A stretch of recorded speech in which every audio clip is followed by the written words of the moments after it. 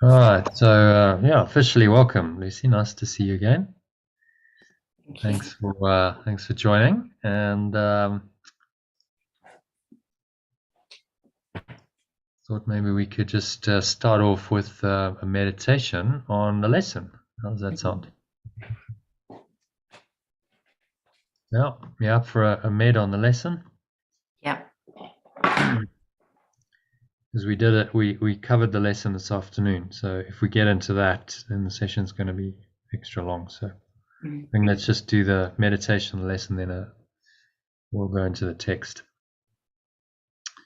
Okay, so just make yourself comfortable.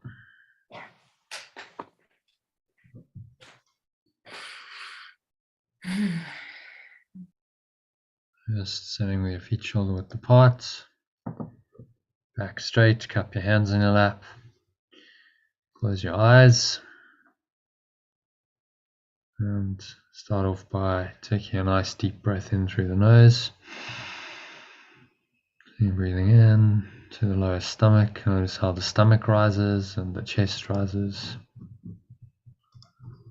and the subtle flow of air in through the nostrils. And you might give your sphincter muscle a little clench, squeezing the sphincter muscle, like you're drawing the energy up the spine into your heart center. One hand on your heart to connect with your heart space, and draw it all the way up into the crown of your head. Just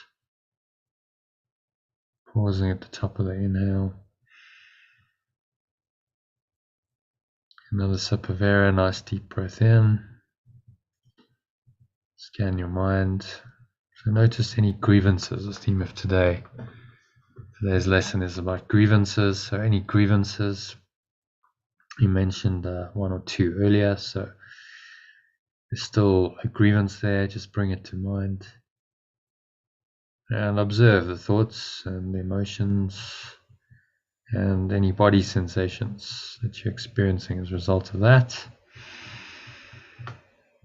Just breathe into it and create some space, some light.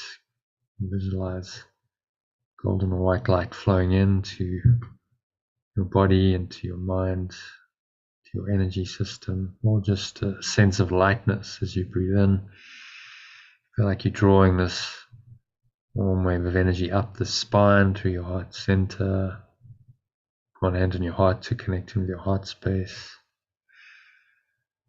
Just bring your mind into the present moment by focusing on all these present sensations of the breath. And breathe in again. Noticing how the energy rises up the spine, all the way out the back of your head and your neck into the crown of your head. Pause at the top of the inhale. And so again, just observe the grievance. What does the grievance feel like? Observe the thoughts, the emotions, the energy of it. If you get in touch with how it feels, then you're able to also make a choice to let it go if it doesn't feel good. So just remind yourself that I'm entitled to miracles. When you breathe in, miracles are already corrections. So I'm entitled to miracles or corrections because I'm under no laws but God's or perfect love's. Its laws release me from all grievances and replace them with corrections or miracles. And I would accept the miracles or corrections in place of the grievances, which are but illusions that hide the miracles or corrections beyond. Now I would accept only what the laws of pure formless awareness of perfect love entitle me to have, so that I may use these gifts on behalf of the function it has given me. Now breathe in again, just to top yourself up. Just apply these specific forms to whatever situation or situations that you have a grievance about. Say, behind this situation is a miracle, or a correction to which I am entitled. Let me not hold a grievance against you and name the person, but offer you the correction that belongs to you instead. And perceive truly this offers me a correction. And so you just exhale and let it all go, blowing it all away.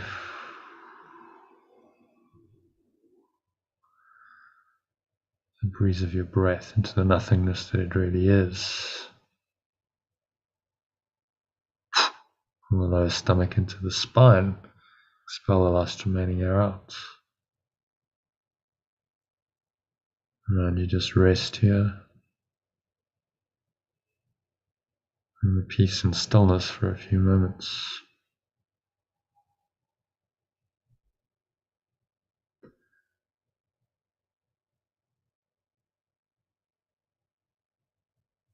And you appreciate the gifts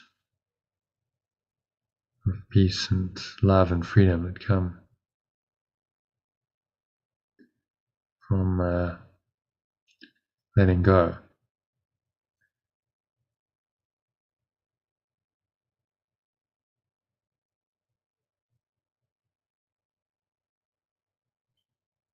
And so you're going to breathe in again. Nice deep breath in through the nose, clenching the sphincter muscle, locking the energy in, drawing the energy up your spine, filling the stomach up like a light full balloon, breathing into your heart center,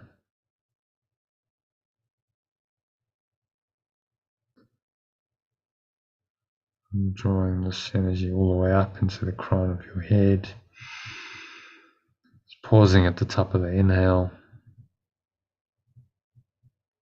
maximal inhale breath.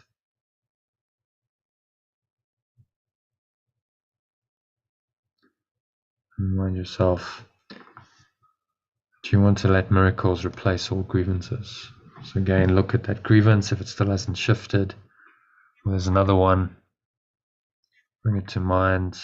Observe thoughts, emotions, sensations related to it. Breathe into it. Wherever you're noticing the sensations in the body, imagine you breathing a golden or white light energy into that area, into every part of your mind, every fiber of your being is in the light,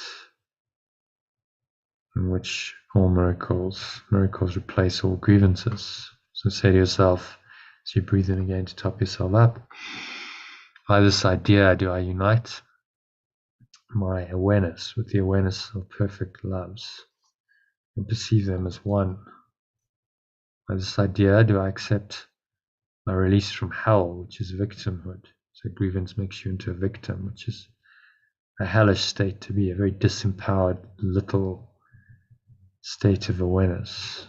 So by this idea do I express my willingness to have all my illusions be replaced with truth, according to perfect love's plan for my salvation or awakening.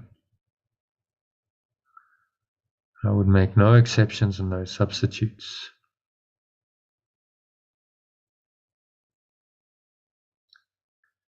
I want to experience fully a state of pure formless awareness, and only this state as perfect love wills me to have. So it's a strong statement of intention that you wish only to have perfect love.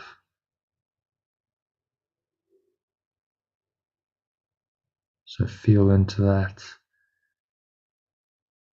and I'll use these specific forms. Breathe in again if you need to, for applying this idea to whatever the grievance is. So remind yourself, I would not hold this grievance apart from my awakening, that our grievances be replaced by corrections, and then name the person involved. Beyond this is the correction by which all my grievances are replaced.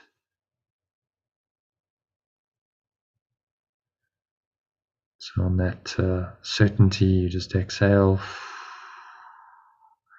sense of blowing away any darkness like a black cloud of smoke out of your mouth, out of your body, out of your energy system. Just letting it all go.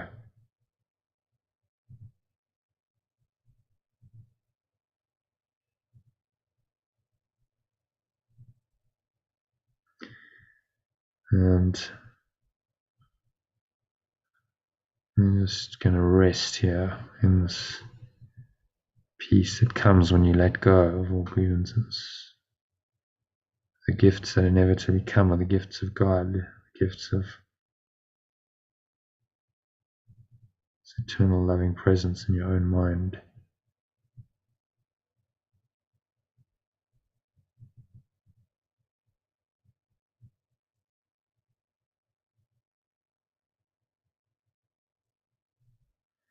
Sinking inwards, deeper into the peace and the stillness that these lessons entitle you to.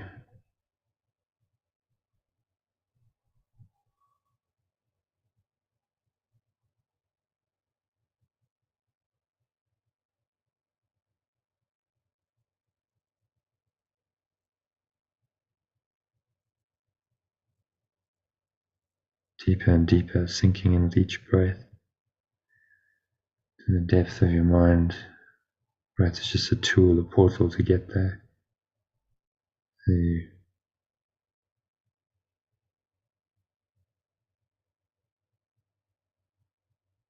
in the light.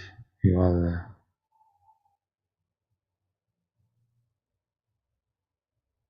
the light of the world.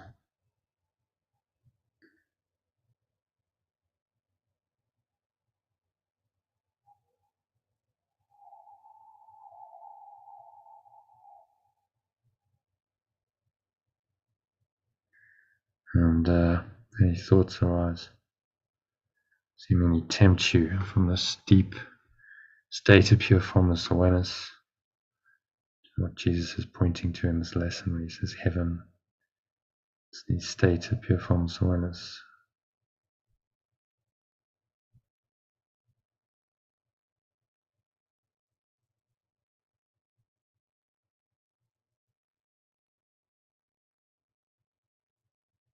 And so just let go of any disturbances to your peace.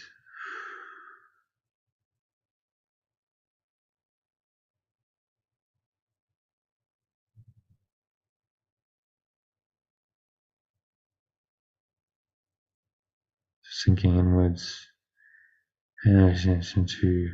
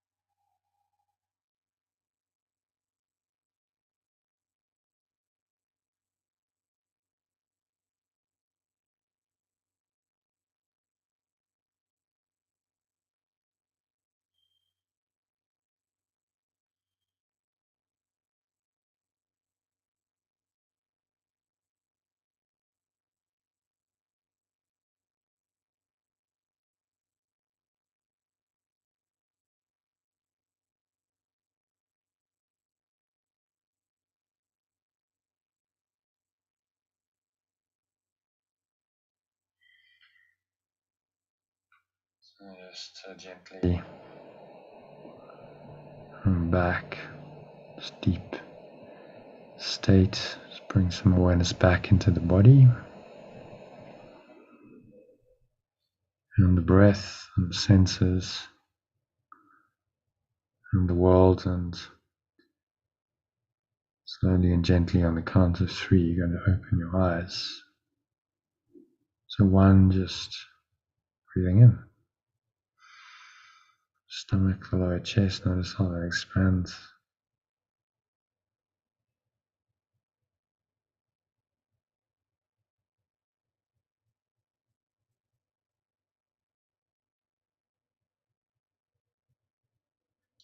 So breathing in, noticing the stomach rise, chest rise, on the count of 1.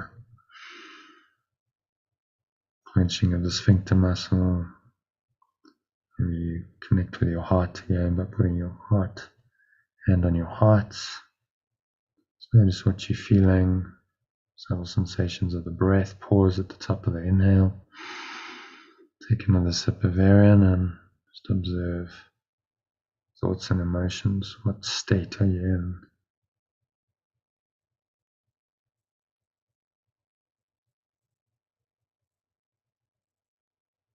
If it's clear, pure, light, formless awareness, and just appreciate that. Nothing else but to acknowledge it, appreciate it. This will help you stay there in this awareness for the rest of the evening. If it's not quite there, there's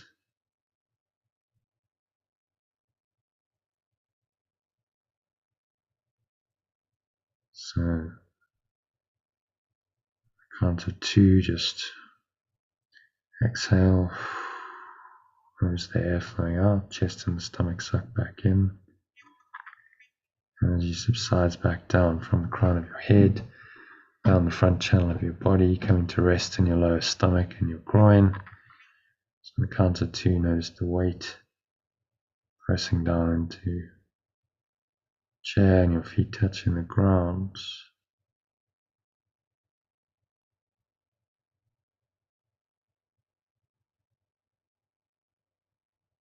Noticing anything else you're feeling and touching. Maybe there's a subtle smell in your nose.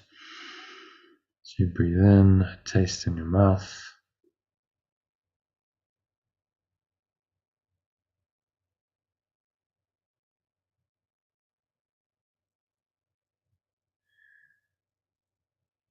Just appreciate the exquisite stillness that comes in the gap between breaths, gap between my words that take you into the domain beyond miracles.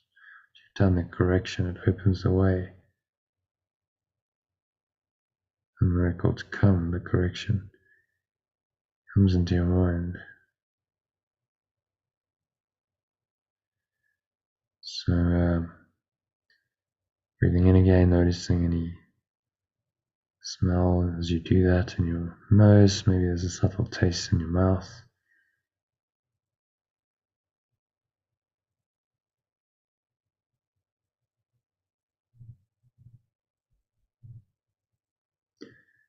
So notice what you're hearing as well, touching and feeling with your body. Noticing all these things from this very still, calm and detached state of mind. It's not triggered, not swayed. That's how enlightenment works. Just observe quantumously in a detached way without judgment. You stay rooted in your true awareness, and that awareness guides you in your perceptions and your thoughts, your words and your actions, which come from your perceptions.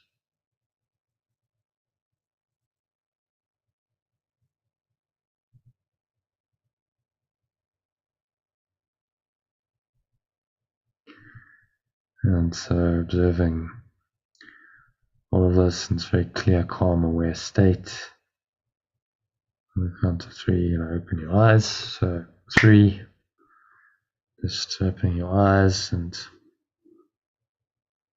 taking a minute just to look around, ground yourself back into this seeming reality by looking at various objects in the room. Just let your eyes rest randomly on an object for a few seconds.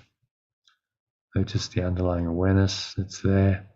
If you're not naming the object or labeling it in any way, it simply is. And you look at something else and you find that same sense of isness behind it.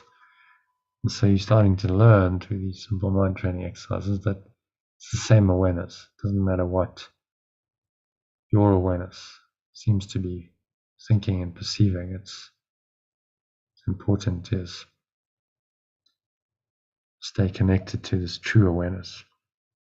So just keep a bit of presence, a bit of attention on the breath as we go through this to keep you connected to that, and that will help you receive the guidance to translate this, read and discuss and translate today's text reading, which we'll go into.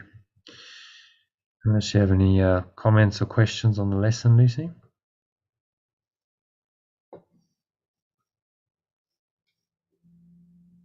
Any thoughts on the lesson?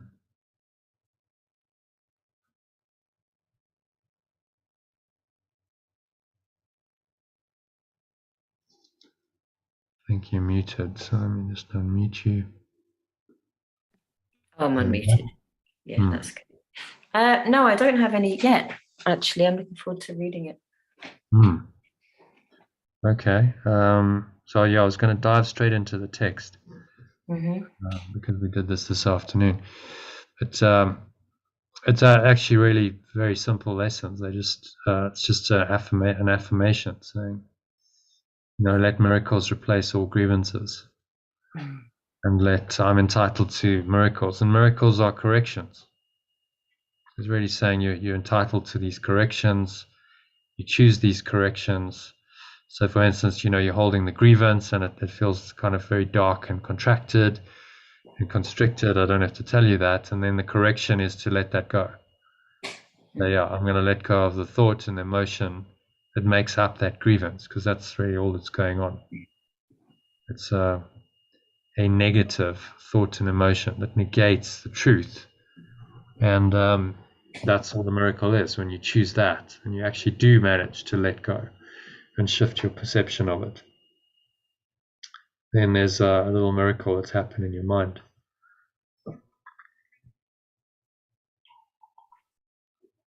And you're just saying, be aware of it, let miracles replace all grievances. And I'm entitled to miracles or corrections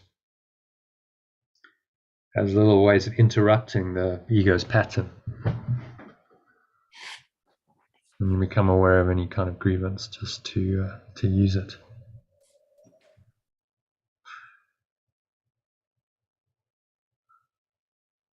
So do you want to read it quickly? Okay, we'll go through it quickly. So I'm entitled to corrections. Okay. I'm entitled to corrections. I'm entitled to corrections because I'm under no laws but perfect loves. Its laws release me from all grievances and replace them with corrections. And I would accept the corrections in place of the grievances, which are but illusions, but hide the corrections beyond. Now I would accept only what the laws of pure formless awareness of perfect love entitle me to, so that I may use these gifts on behalf of the function it has given me.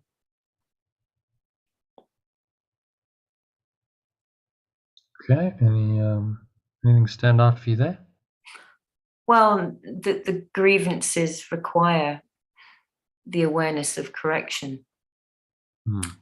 And I need to actually accept the correction in place of the grievance. So there's an action or an intention there. And the grievances are illusions, and they actually mask the corrections. So the corrections are there. The Holy Spirit or pure formless awareness is guiding you always back to well, it just is the isness, and then the grievances are a kind of overlay of the dark cloud. Yeah. It's like, come back. Pure formless awareness is saying, come back, come back. Yeah, exactly. Because let me just open this. Just spotted something I want to fix. It's if you talk about this in terms of the state of mind, it becomes self-evident. Okay, well, if I'm holding a grievance, I'm clearly not in pure formless awareness. I've got another awareness going on. So then effectively that pure formless awareness is attacked. That state of mind is attacked, it's denied, and I have another awareness going on which covers it over, which is the veil of illusion. And when I had my little mystic experience in after the 9 days of Vipassana meditation, it's like very clear to me that this is just a cover. This is a veil of illusion that we've invented. It's all a projection of the mind to convince us that our grievances are justified. That's the whole deal. Because you need a you know, if you're just in mind, then well, how would you justify grievances? So the ego's invented this whole crazy place, so that now your grievance seems to be justified, and that covering over of pure formless awareness seems to be justified, and that's the whole purpose of the world. That's the veil of illusion that we've pulled over our true awareness. It's like a covering over this pure formless awareness, and I just got it so experientially. It was like, yeah, I absolutely see this, and yeah, how sad that is. I thought that's just so. How could I have done that? You know, because it was very much a personal responsibility. I've done that, covered over this pure formless awareness with all of these crazy thoughts that really have no justification at all, and invented a world to justify them, and now I'm stuck in my illusion. And you know, this is the whole problem of the world. I saw it so clearly. So that's all he's doing, you know, with all these lessons. He's saying, just become aware that this is what's going on, and you know, be willing to correct it. And correction is the letting go. Yeah, I mean, I've just been in a situation where I really built. I was like, I'm going into these grievances, you know, I'm going to go full in. I'm going to explore them, let my mind do all the things that my mind wants to do, to blame somebody else, to create a problem, to try and fix it, you know. I kind of gave my mind free rein. It's like, wow, my goodness me, what this can come up with, the architecture of the mind. And knowing my process, you know, the miracle always comes. It's like, I don't have to worry about it. It just arrives at some point. And then that breakthrough, and then just the cracking of that somehow, just the cracking of that edifice back into a state of pure formless awareness. But I somehow needed to, my ego felt, well, I really need to explore this and make the most of the grievance opportunity. Yeah, basically, 100%. that's what it's trying to do. I think the tricky thing is that there's a decision. I have to make a decision, and so I was kind of using my mind to try and figure out what that decision will be. You know, got various outcomes. Do I do X, Y, or Z? And somehow, I think part of that process of just the kind of critical thinking part, bring the ego in via the critical thinking part, you know, really needed to make a meal of it. But somehow the critical thinking also was sort of sitting, I mean, it's an illusion as well, but it's also a necessary part of making a decision. But it's somehow, the critical thinking did actually help me to kind of pop out of the grievance, and then pure formless awareness kind of did that work of of reinstating oneness, and that there are no enemies, and that the decision will find its own way, I guess. Still haven't made a decision about whatever it is I'm going to decide. Yeah, well, you just, if you take guidance from the Holy Spirit, it'll come when you need it. It doesn't mean it's going to come when you want it. So your only job is to correct, do the correction, find the state of pure formless awareness, and from that state of mind, your decisions will come, your perceptions will come, your decisions will come, and it'll kind of flow, and you'll just one day know, okay, yes, or something happens, and it's like, okay, well, yes, that's a new direction, and I've just been shown that, and then I go with it, then go with the flow on it. So.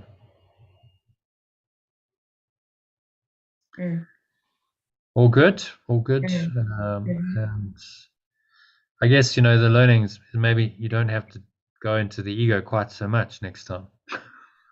Possibly. Oh, it's painful. It's just it like, can be do you need to suffer for, I don't know, however long it was, was it a couple of weeks?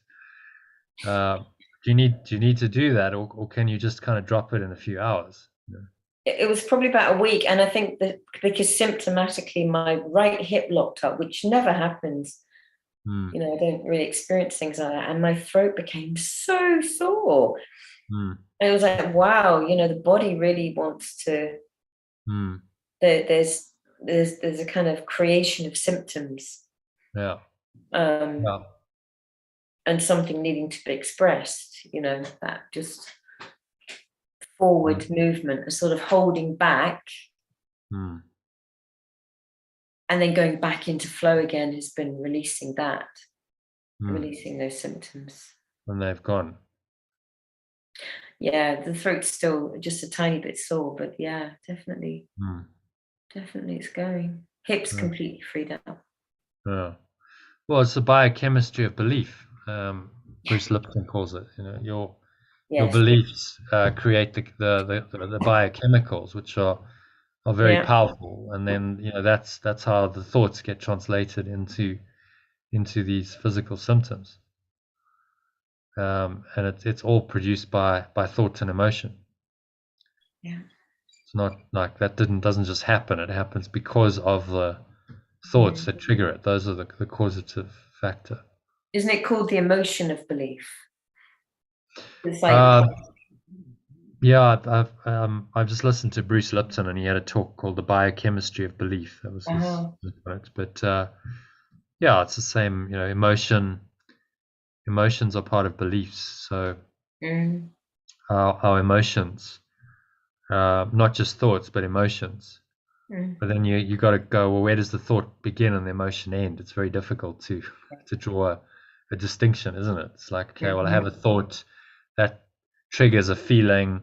The feeling triggers more thoughts, and it's like a complex. It's a thought-emotion complex that the ego's got you in a bind. And of course, the more you do that over and over, that's now producing the biochemicals corresponding to those thoughts. And we have good biochemistry, and we have not good biochemistry. Cortisol and adrenaline, and if you get an overdose of those chemicals going into your body, they're very destructive. So then you get the physical symptoms. So that's how it translates, and that's why the mind and the body are intimately connected. And modern medicine, the more progressive doctors and so on, recognize that there's an intimate connection. You can't really just treat the body. It's the mind-body complex. It starts with the mind, because that's causative. The body's not causative, the mind is causative. Yeah, there's a real kind of assumption, isn't there, with medication, that if you don't actually assimilate the problem, so to speak, or the symptom, that the symptoms are just going to keep being there, and therefore you just need the medication, like basically on a constant script, to suppress to manage them. So Just it's a crazy thought system. The entire drug industry and allopathic medical industry is based on an insane thought system, based on the idea that the body is causative, and therefore you just have to deal with these effects that you see on the level of form and try and alleviate or ameliorate. Usually, it's not alleviating; it's just a suppression of the symptom, rather than really going to the cause and undoing it at the root cause. I mean, that's just crazy thinking, and yet you've got a trillion-dollar industry based on insane thinking, and people buy into it. It's extraordinary, but that's how the ego works. If you don't question it, you're like, well, why wouldn't you just go to the cause and, cure it at its cause, work out what the cause is, let it go, and then you don't need to manage the symptoms. The symptoms will disappear because you've dealt with them on the level of cause. But of course, that's not necessarily a good business model, you see. Because if you actually help people to heal and they don't need your drugs anymore, what are you going to sell them? You're not going to be able to sell them anything because they're healthy. So it's a sickness system. It's a sickness industry, and the sickness starts in the mind. It's the mind's denial of truth, that the mind is primary, and the belief that the body has power, and that the body is causative, and that you can't do very much. So then you have to then address it on the level of the effect, which is never going to work. As Einstein said, the significant problems we face cannot be solved at the same level of thinking we were at when we created them. So it's not going to work. You can't solve those problems with the same mindset that created them. The sickness mindset, the belief that you're a body, is not going to get you out of the problem. You have to look at it from the a higher level, and really that's what we're doing with the course, is always taking your mind above the level of the problem. That's what all these lessons do, and see it from your true awareness. And so you raise your level, and from that perspective of pure formless awareness, you start to see it truly, and it's no longer got the same power over you. Okay, so you want to read just the little specific applications.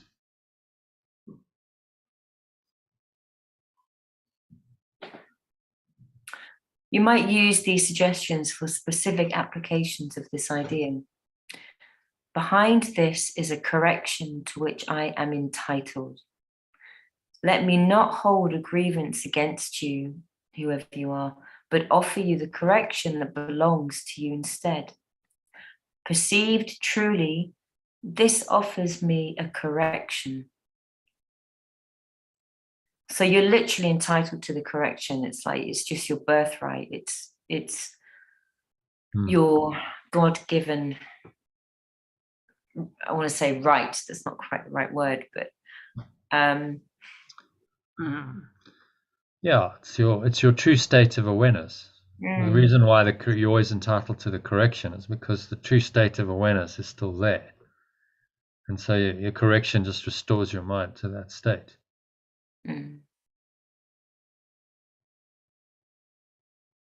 Very simple. And then name it. You don't have to name it aloud, but do that second one in your mind with with the particular person that you mentioned. I mean, not hold a grievance against you, but offer you the correction that belongs to you instead. So there's correction for both people in the situation, without actually needing to be involved in what the correction is for that other person. Because otherwise, if I go into,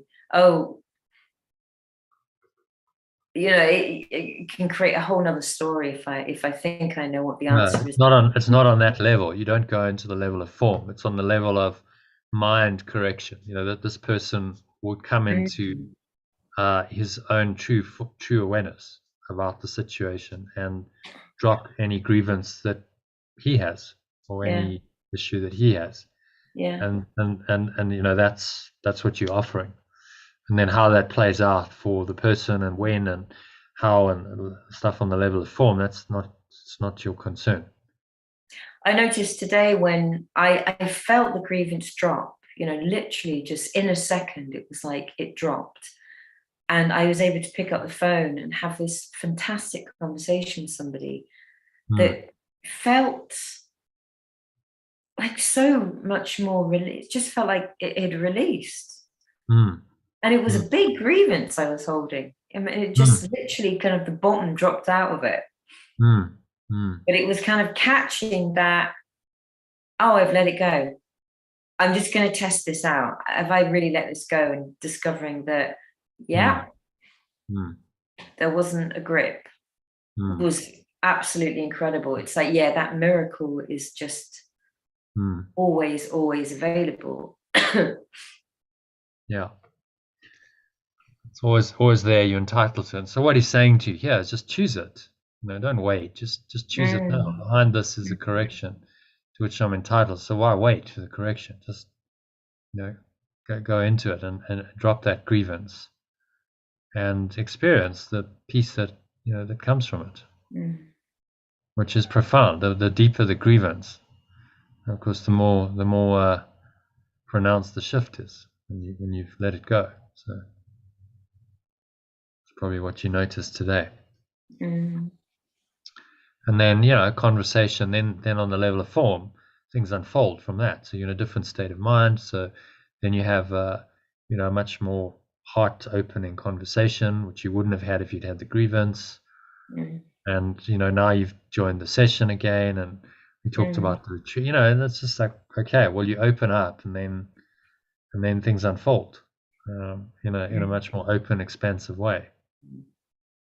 Oh yeah, and in that grieving place, nothing's possible really. Everything's a bind. It's like, oh God, this responsibility and that responsibility. It's almost like, I can see why people just want to hide in a room. Yeah. In a darkened room. It's like, do not overstimulate me anymore. Do not trigger this. It's interesting because I used the word nervous system today, and Iona said, because Iona and I had a chat, she said, oh, no, you mean ego, nervous system stroke ego. And I thought, okay. Because somehow I think my nervous system is different. It's like, okay, my nervous system is triggered. It needs to calm down. But if I use the word my ego is triggered, I need to calm down. Okay, yeah. Yeah, and get even more specific with ego is your belief in separation. That's what it is. Yeah. So then you're boiling it down to the level of mind. Yeah. Belief in separation. And your nervous system is going to react to that belief. Yeah. You believe in it and you hold a grievance and you're fearful or whatever, then you feel that in your body. It's like that's probably what you're referring to. Your nervous system. Yes. It's like a feeling in the body, but that is caused by the mind. Yeah. And so then what you're trying to do here is get to the causation, and don't give the body a power it doesn't have, because the body is directed by the mind. And the nervous system and all the so-called systems in your body will respond to the mind, to your decision. And so the way to heal it is to correct your mind, let go of the belief in separation that's playing out in your mind, and then the body will follow. You cannot be sick if your mind is healed. It's just not possible. So it's worth always just bringing it back to, Jesus never talks about the nervous system for a reason, because he's trying to take us into mind and belief and say, let's look at beliefs, because that's primary, that's causative. Before your body was invented, there was a mind, and then you made it this crazy decision to believe in separation, and that's what caused all of this. That's why you think you have a body and a nervous system, and that's why you think your body can be threatened and damaged and suffer, and you can die, and it's all a belief. And so let's go to the root cause, which is belief, and just address it there, which is exactly what these lessons do. It's all belief, rather than going down. You see, if you take it down to the level of body and try and fix it there with that sort of language and thinking, it's not going to work. No. Okay, so let's read The next one. Let miracles replace all grievances. By this idea do I unite my will with the Holy Spirit's and perceive them as one.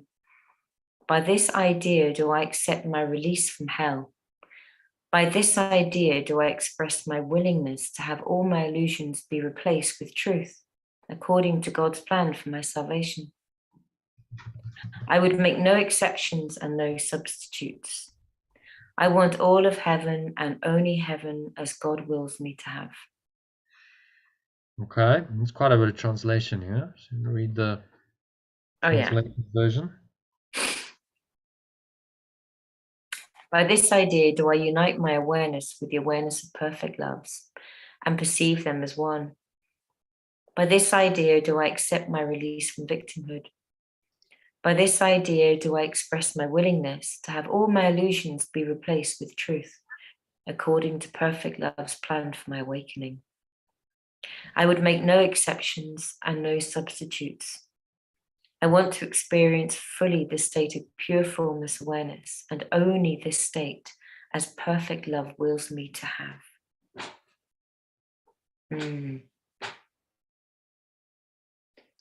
That the translation takes it into the idea of a state of mind. It does. Experience fully. That's what he says. All of heaven. I want to experience fully the state of pure formless awareness, and only this state. And that's my choice. I only want that, as perfect love wills me to have. Okay. So, any thoughts on that? I think the two words that pop out there for me are victimhood and willingness, and it's like, literally to be released. Can I accept my release from victimhood?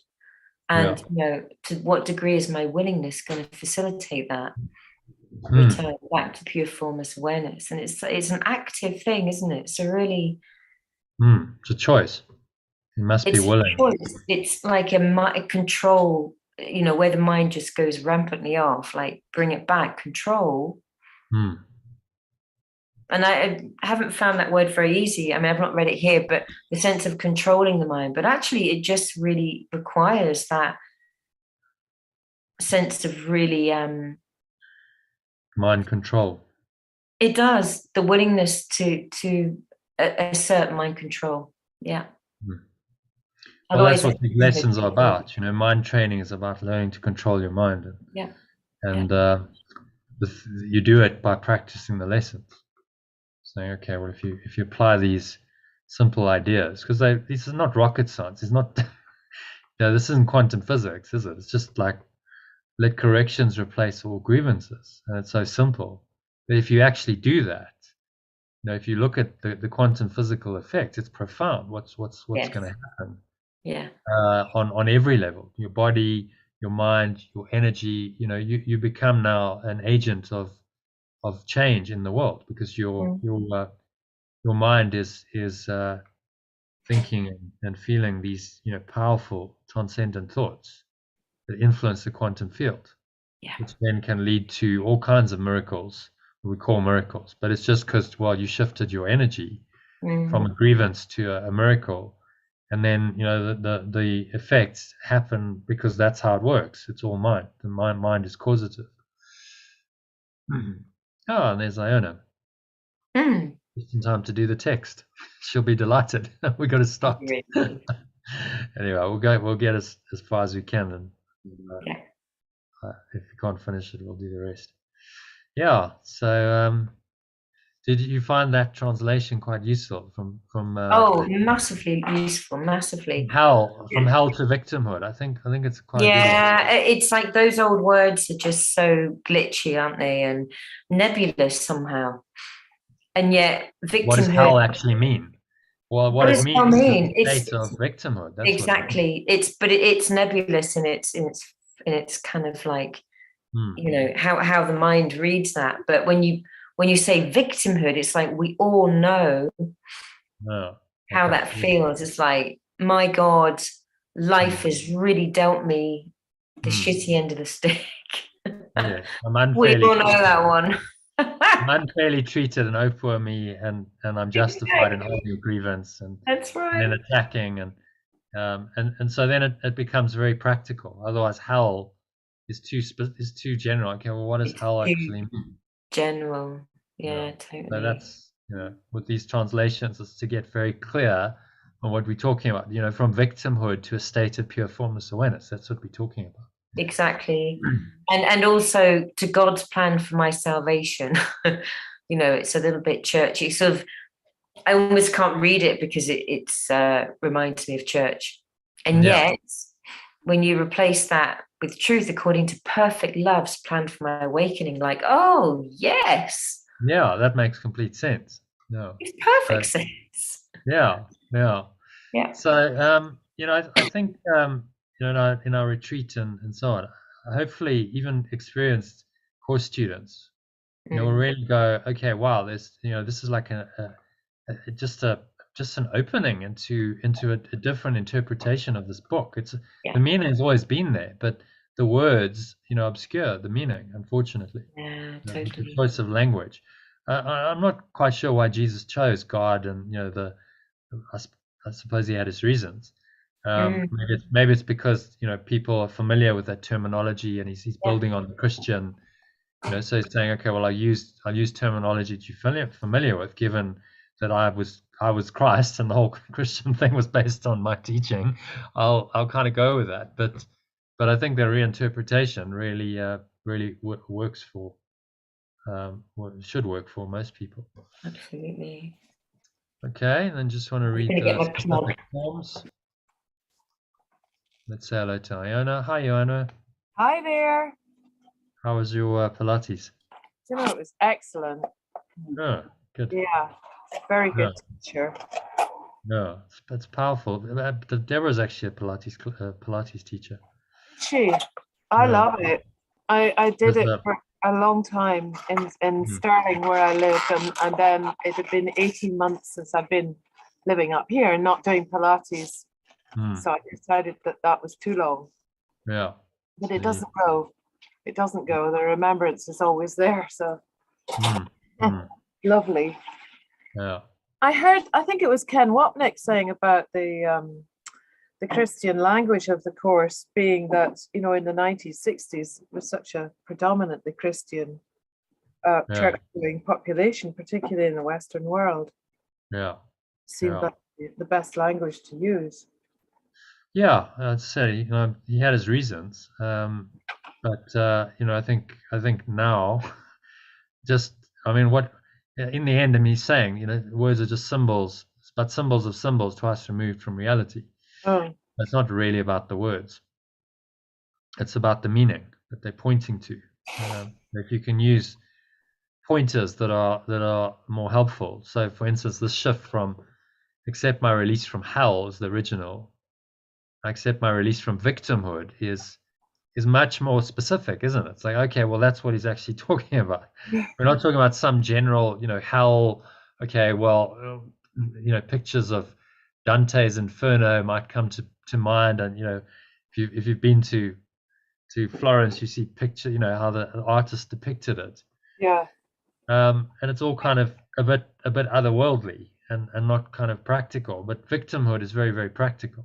yeah, Okay, if I'm holding a grievance, I'm making myself a victim, and I'm then in a state that is very far removed from pure formless awareness. yeah. So, do I want that, or do I want pure formless awareness? Mm. Wanting to let it go or hold on to my victimhood. Okay, Absolutely. all good. So, do you want to read? We're just finishing this off, and we'll go into the text. Do you want to read the specific forms, Iona? Using specific forms for applying this idea would be, I would not hold this grievance apart from my salvation. Let our grievances be replaced by miracles.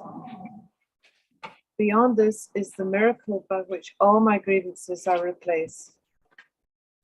Or And then the alternatives. alternatively, I would not hold this grievance apart from my awakening. Let our grievances be replaced by corrections. And beyond this is the correction by which all my grievances are replaced.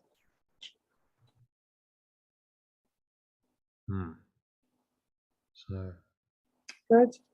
any thoughts? I would not hold this grievance apart from my awakening. I would not have any private places to hold this grievance.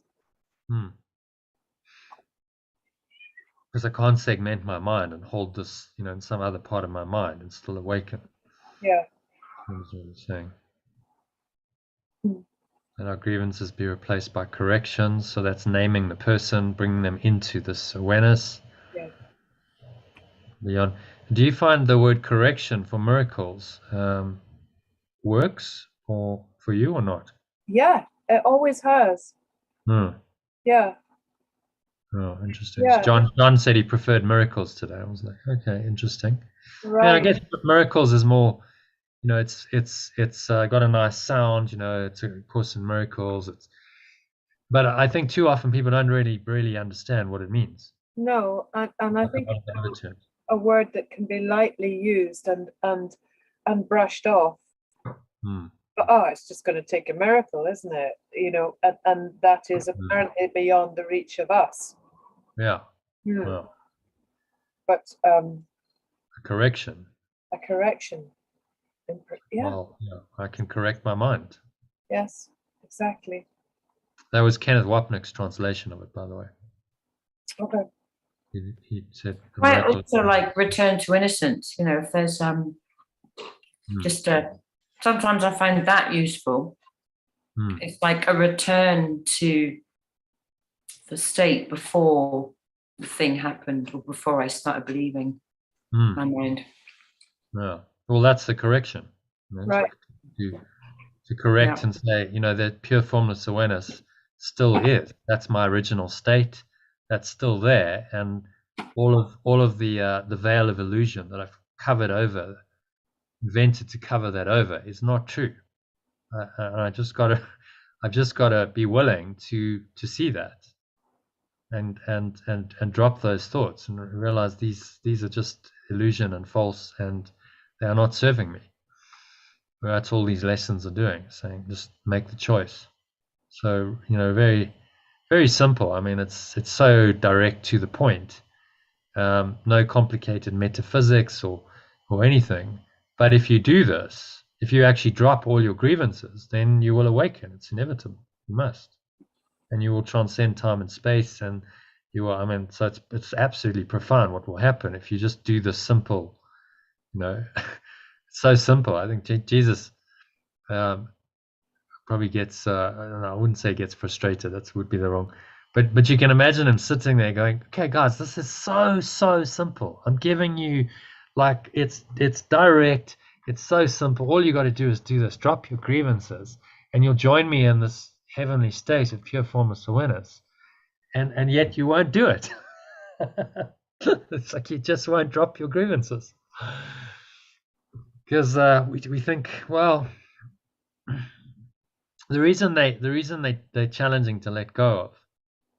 You see, I mean, and this is why you get stuck in the grievances for so long, is because when you do let them go, then Lucy disappears. You see, that's the whole point.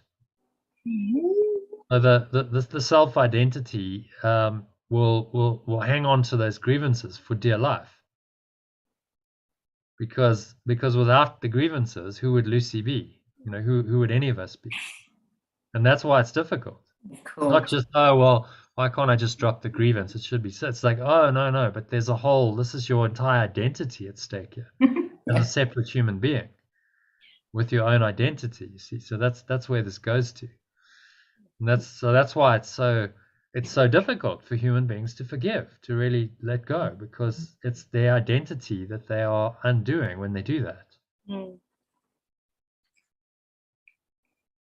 So if you're aware of that, then maybe it gets a little bit easier, and say, well, do I really want to be human? This is what it comes down to. Do I really want to be human and be set up continuously for these grievances? Because that's what being human means. continuously being tempted to hold grievances against someone or something for what they've seemingly done to you as an individual self. And, that defines the human condition. Do I really want that? Or, am I willing to let it go and just be pure formless awareness? Yeah, so they're very simple lessons, but they're enormously profound. If you just do them, let corrections replace all grievances. If you just live by that every day, well, enlightenment's there. You're enlightened if you can do that. It's very simple. Apply any one of these lessons fully, and you're there. So that's the nature of him. He gives us many because, he knows how complex our minds are and that we need some different ideas. But if you just said, okay, I'm going to dedicate my entire life to dropping all grievances, well, it's a fast track home. You'd be home in no time, in the state of pure formless awareness. Because without grievances, there's no separation, is there? It's just pure formless awareness.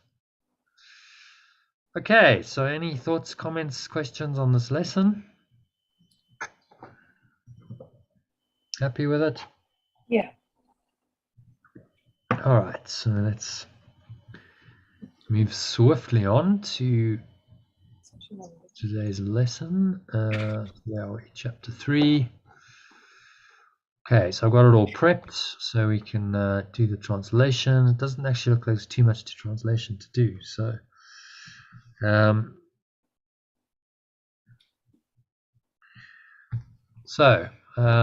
this one's called The Investment in Reality. Section 3, Chapter 12, if you want to follow in your books. And we'll start off with Lucy. If you read number 1, read the original, and then read the trans. In fact, I don't think we need to translate this, so I don't think there's going to be much to do. No, it's translated, isn't it? Do you want me to read? Do you want to read them both? It's the same. Oh, I see. Sorry. This one's just there for the translation, but I'm looking at it. I don't think there will be any translation. But read it, and then we'll see if we. So read this one, and we may as well translate it as we go, if there's anything to add. I once asked you to sell all you have and give to the poor and follow me. This is what I meant. If you have no investment in anything in this world, you can teach the poor where their treasure is. The poor are merely those who have invested wrongly, and they are poor indeed. Because they are in need, it is given you to help them, since you are among them. Consider how perfectly your lesson would be learned if you were unwilling to share their poverty. For poverty is lack, and there is but one lack, since there is but one need. Wow. Okay, any thoughts on that? I don't think it needs any translation to start with. It doesn't actually, does it? Maybe just a comma in there, because they are needed. It's given to help them, but other than that, we can delete that bit. So any thoughts on it? I mean, it's just beautiful, isn't it? If you've got no investment in anything in the world, then you are truly rich, and because there's nothing to not have with the poor person. The poor person's living in lack, but you've given everything away. You've given the world away, whereas the poor person wants the world, and they see their lack as lacking in the world. And he's not referring to financial wealth here. No. I mean, someone can be rich on the level of form and have money, but they can still be poor because they're dealing with lack and scarcity. And a feeling of unworthiness. A feeling of unworthiness. Yeah, that's quite common. And then consider how perfectly your lesson would be learned if you were unwilling to share their poverty. So if you go in with nothing, but you don't have a willingness to perceive them as poor, So if you perceive them as perfect and complete and whole and rich, then the experience is, the poverty is dissolved in a sense in the light of you bringing pure formless awareness to their table. Yeah. There is but one lack since there is but one need. So the only lack is they denied their true identity. That's their problem. And then lack and scarcity and all these things that show up in the world seem to be real, but simply don't believe in it. So you bring the riches of your true self into their experience through your interaction with them. And then you're both correcting your own mind and theirs. Yeah. Giving them the opportunity to. Okay, so happy with that. I think you did a summary of that, so that's good. Welcome back. I know, I feel like I'm back. Going far. The prodigal daughter wandering. I know, I am the prodigal daughter. Thank you. I can just be the prodigal daughter.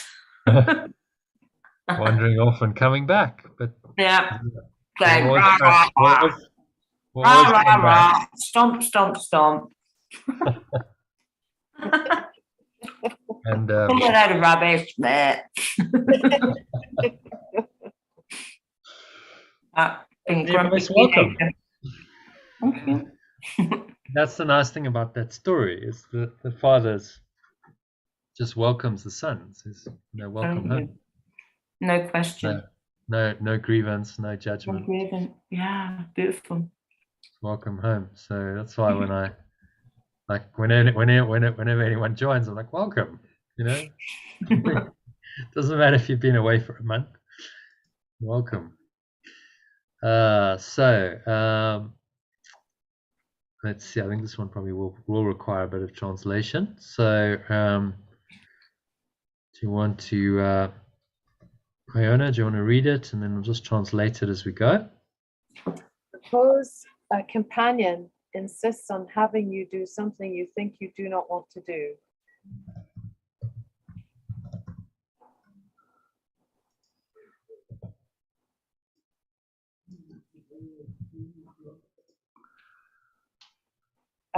Should we have she tonight? Yeah, okay. Her very insistence should tell you that she believes awakening lies in it.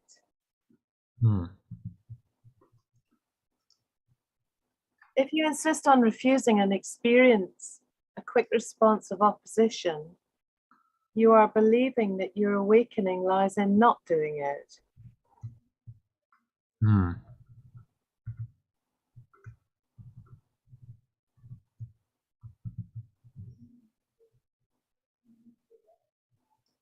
This very insistence. Okay.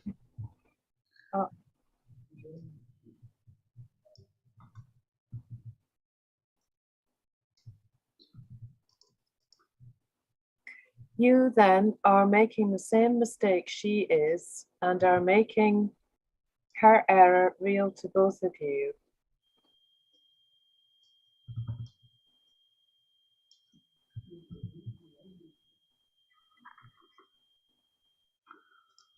Insistence means investment, and what you invest in is always related to your notion of awakening. The question is always twofold. First, what is to be saved? And second, how can it be? Do we change saved to awakened? What is to be awakened? Okay, yeah. And then second, and second, how can it be awakened?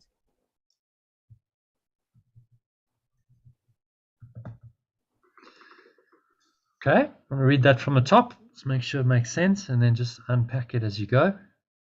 Suppose a companion insists on having you do something you think you do not want to do. Her very insistence should tell you that she believes awakening lies in it. Okay.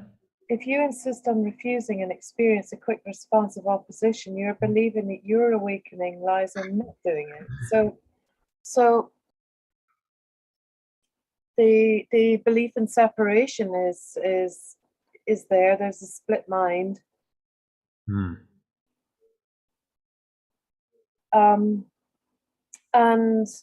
you're both jumping in. You're both colluding in the nightmare.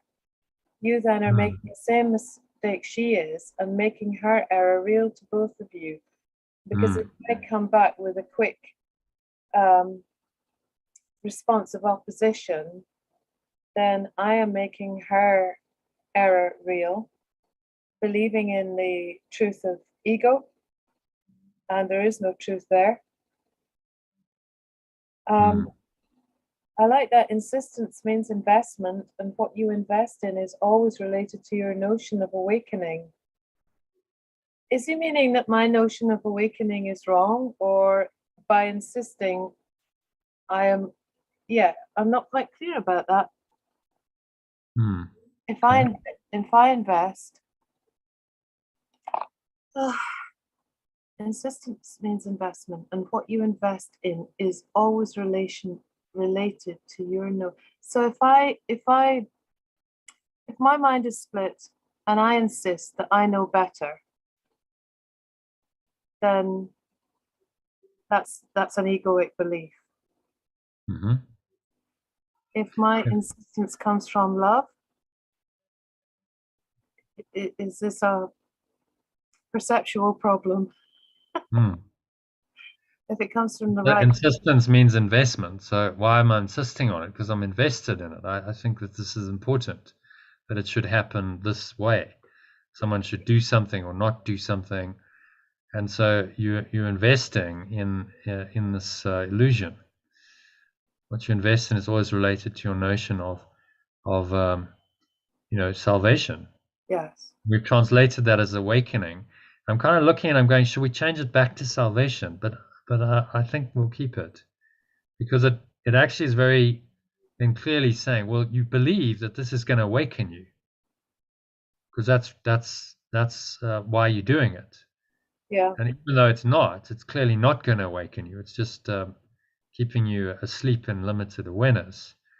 This is what the ego believes, that this is salvation or awakening. This is your notion of what's going to work in your life to free you. Really, that's what the ego is telling you.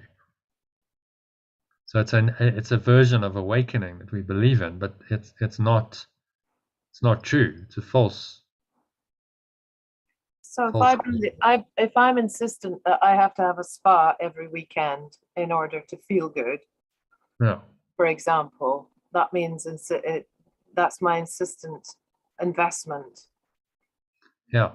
Because I have related it to my particular notion of awakening. Yeah. Which is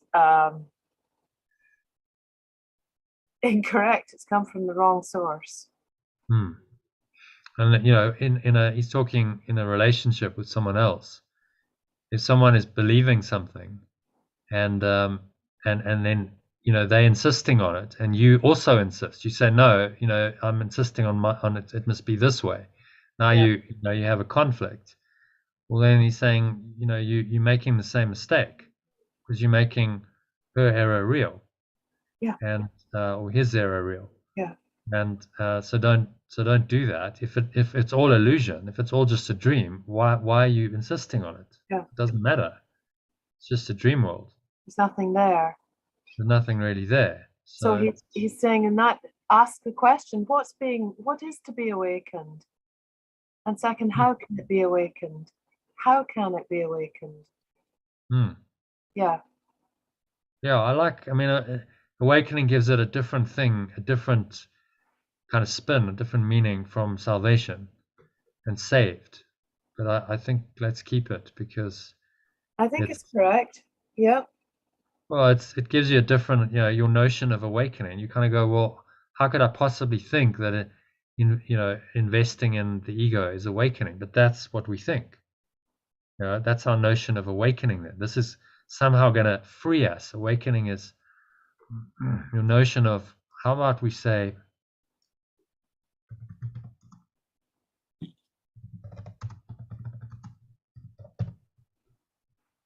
Of you like that?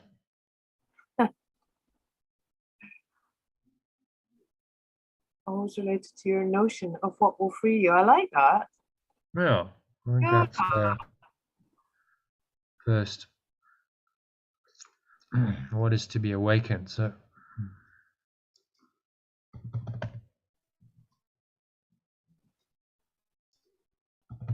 what do you think? Free. The question is twofold. What is free? How can it be free?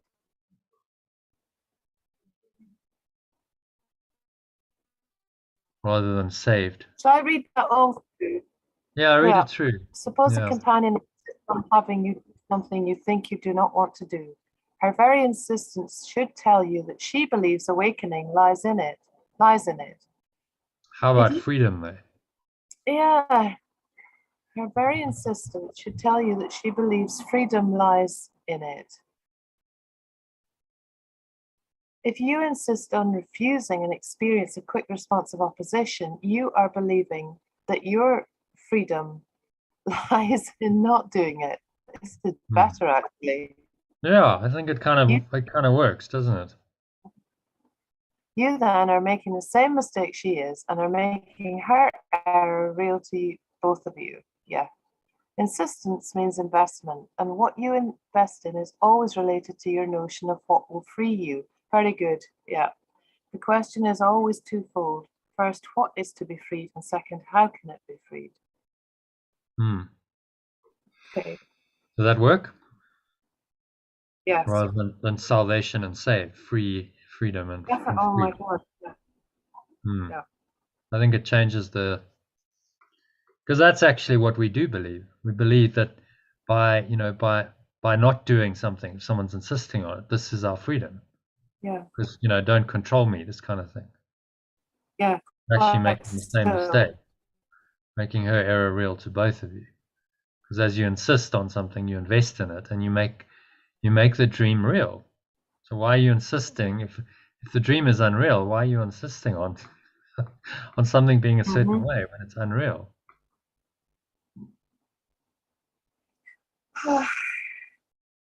Okay, do you want to summarize that?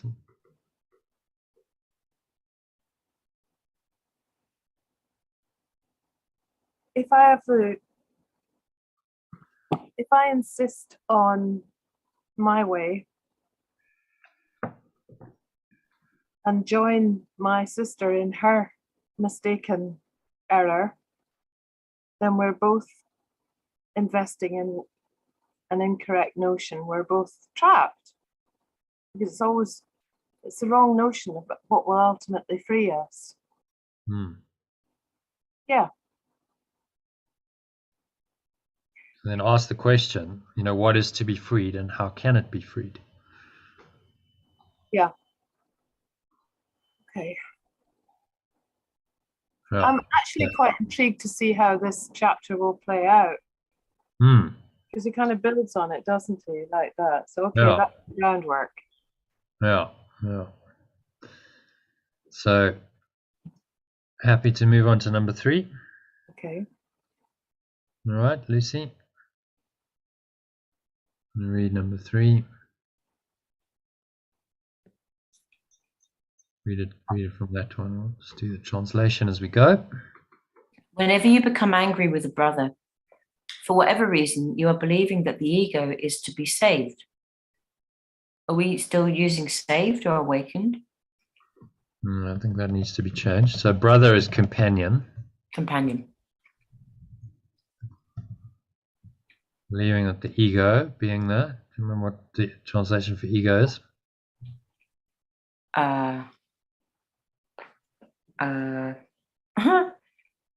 The absence of love. Yeah, that's true. But it's a belief in Separation. yeah. And the belief in separation is to be believed. Yeah, is to be saved. We could leave it as saved. The belief in separation is to be saved, or to be, how about preserved? Yes. It kind of works, doesn't it? Mm-hmm. And to be saved by attack, and to be preserved by attack. If he attacks, you are agreeing with this belief.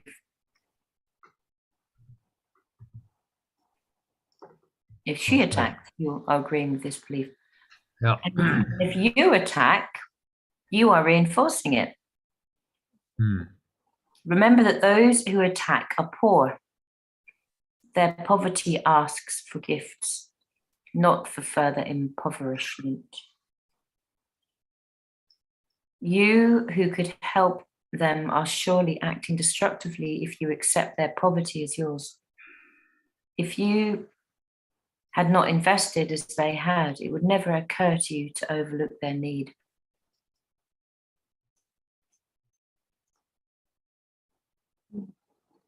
Okay. No. Any thoughts on that? So nice. Well,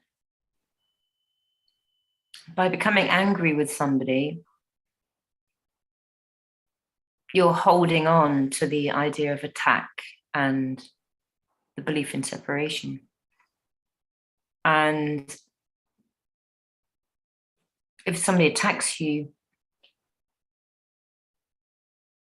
or if somebody attacks you and then you retaliate, then you're believing in that they actually have attacked you, that it's a real thing, that they've caused you harm somehow. However, just remembering that the attack is actually a sign of impoverishment. It's a sign of lack of belief, or lack of love. And that actually what's sewn into that whole idea is that there's a cry for love. And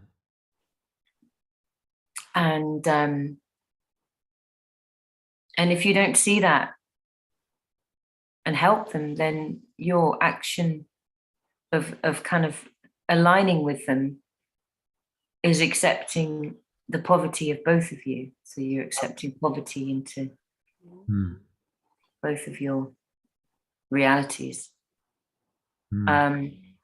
However, if you hadn't even, like from the very beginning, if you'd been the prodigal daughter and just returned to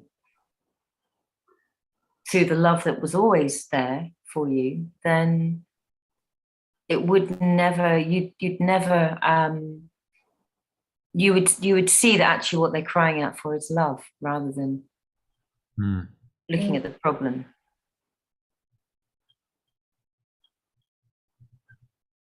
It never occurred to you to overlook their need. So you would just instantly be like, there is love here. There is pure formless awareness here. What would love do comes to mind. That's quite a good question to ask. What would love do? What would love do in this situation? And he's explaining, when someone's poor, then don't respond with poverty. Respond with love, which is abundance. Yeah. Show them that their thought system isn't correct. So it's the undoing of the anger, because how can you be angry if you realize it's a cry for love, it's a call for love, and that they're actually poor. They're invested wrongly. They're poor. They're in fear, and the love is the way out of it for both of you. Yeah. Okay, happy with that. I think you gave a pretty good summary. Thank you. So we move on to number 4. Recognize what does not matter, and if your companions ask you for something outrageous, do it because it does not matter. This is one of those passages I'm like, whoa, okay, just taking it to a whole different level. Yeah. Just jump off that bridge for me, will you? Yeah. Oh, ask you for something that's outrageous, do it because it does not matter. Wow, what could that be? That's no, if I say that's no, so I judge it, refuse, and your opposition establishes that it does matter to me. Yeah. But it is only you, therefore, who have made the request outrageous, and every request of a companion is for you. So what might that request be that I would find outrageous? I mean, the mind boggles. There's many things that could be considered outrageous. Absolutely, but it's who's judging? Who's doing the judging? Is it my mind? Is it my belief in separation? Is it, if I make it outrageous, the word outrageous doesn't come from the source of love, does it?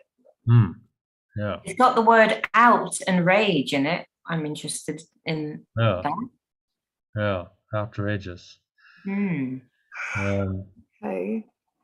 Why? But he says, why would you insist on denying him? For to do so is to deny yourself and impoverish both. Wow. Yeah. This is quite a, I would say you need to interpret this passage with some discernment, because you could get yourself into a whole bunch of trouble. You just went, okay, yes, whatever brother asks, I'll do it. Well, it sounds like the Steve Carey movie that, Yeah, exactly. Yes, everything. Yeah, exactly. Outrageous. Shockingly bad or excessive. This is what outrageous means. Very bold and unusual and rather shocking. Very bold and unusual and rather shocking. Shockingly bad or excessive. So the idea of something rather, something rather shocking that someone's asked you to do, it doesn't seem reasonable. But of course, it stands to reason that, in fact, the outrageous thing never happened anyway. Yeah, well, what he's trying to do here is saying, well, there's nothing really outrageous if it's not real. No. It doesn't really matter. Exactly. It's a judgment, isn't it? It's like a moral judgment on what's outrageous. Yeah. But, if someone from Nigeria calls you up tomorrow and asks you for all your money, then maybe you want to think twice about doing that, because it does have some consequences on the level of form.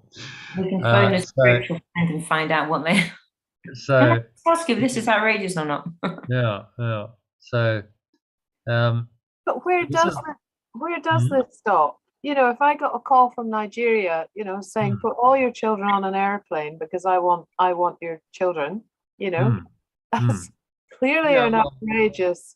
Well, some discernment, I think, would be required, because you didn't mention discernment. You don't want to harm anyone. The whole point is, would this harm?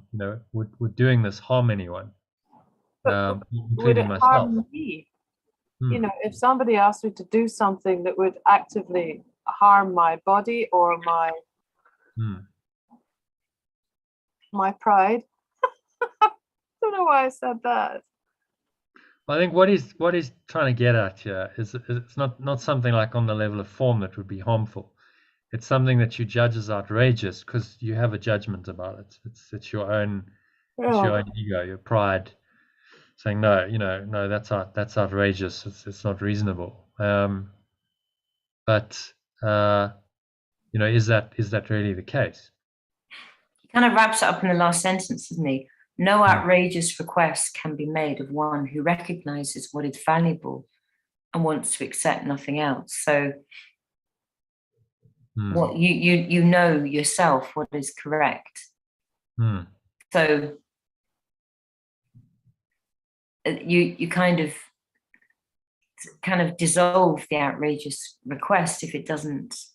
Well, I mean, the highest level of enlightenment, if you took this to its ultimate There's absolutely no investment in anything in the world.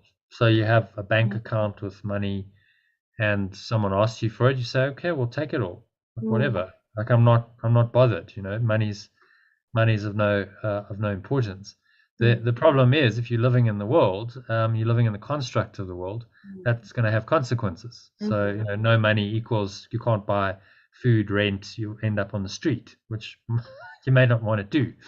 But you know, he's trying to take us out of the illusion of the dream on a mind level and say, just recognize, you know, in this little exercise, mind training, that actually there is no outrageous request ultimately, because none of it's true. What you do on the level of form with this, well, okay, maybe a bit of discernment, especially if you're in Africa, because if you just did what, trust me, you'd have nothing. You would just, but then, you know, again, at the highest level of enlightenment, that wouldn't really matter, would it? You'd be like, well, I'm not invested in the body at all, because that money is an illusion. So he's trying to take us, using this little mind training exercise, this outrageous idea, into the state of, well, yeah, it doesn't really matter. So why am I opposing this so-called outrageous request if it doesn't matter? And it does make sense from this perspective of, you know, remember, what he's trying to do is take you out of the world, not invested in any worldly outcome anymore. Then yeah, it makes sense. But if you're still living in the world, and you have, you know, things like houses and cars and money and so on, then you're going to find that this is a difficult one to follow. So yeah, I understand what he's doing, but this isn't an easy. It's not an easy one to. It's quite provocative. The idea, yeah. You could have a day's discussion on it, but he is asking. He's trying to break your. You see, it's almost like breaking your belief system down. Okay, there are no outrageous requests. And it's like, yeah, okay, well, if I can begin to see that as true, then you know, I've released some of my ego's investment in this world. And maybe next time someone asks something outrageous of me, I'm like, oh, okay, well, maybe it's not that outrageous. You know, someone's just asking for help. So, yeah, okay, you know, I'll give the help, and you know, not have opposition to it. And you know, this is actually a very pertinent situation in my own life right now. So it's like, okay, yeah, I get it. You know, so if I apply it in that situation, it's probably going to work. I can see that, because actually the request isn't that outrageous. It just seemed to be outrageous at the time, because that's how the ego works, isn't it? It just feels like the outrageous thing is the red herring, and it's kind of like drawing you in. But actually, the key part is recognizing what is valuable. Because if you recognize what's valuable, you know, your whole relationship with that word outrageous shifts entirely. Yeah. As long as you know what's valuable, you're aligned to what is valuable. Yeah. So no outrageous request can be made of one who recognizes what is value and wants to accept nothing else. Yeah, I really understand that. So that's what he's trying to take us into here. So in 6, she is asking for awakening, as you are. Yeah. Or do we stick with the freedom? Freedom. Or do you want to switch it? Asking for freedom. Or should we switch it to awakening? She's asking for freedom, awakening. I think it should be awakening there, as you are. Yeah, I agree. Poverty is of the belief in separation and never of pure formless awareness of perfect love.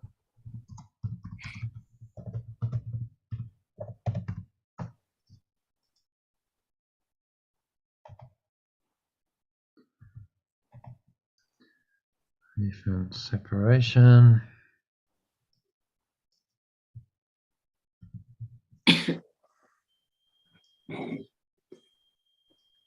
Nothing. How about comes from, not is of? What do you think? Is that a bit clearer? Poverty comes from the belief in separation. Yes, that's fine. And never from Never. God. Yeah.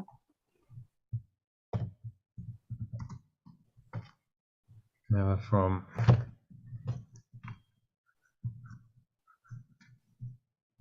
What is valuable and wants to accept.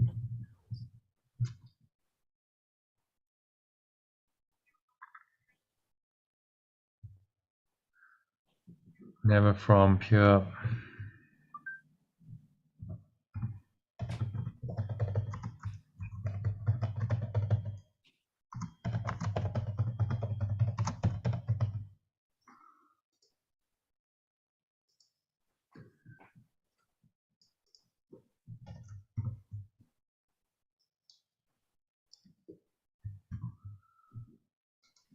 Okay, just read it through. Have we got all the she's and he's and all of that?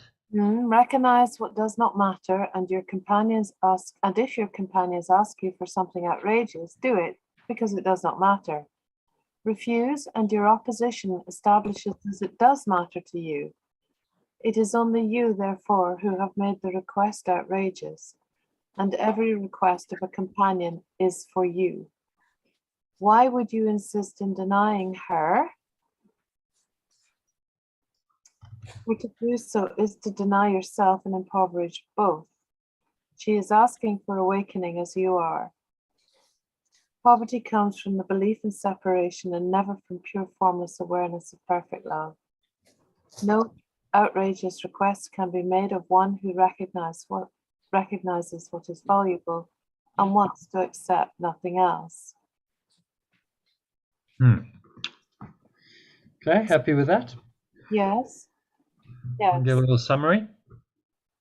Well, if I stay in pure formless awareness, then these outrageous requests become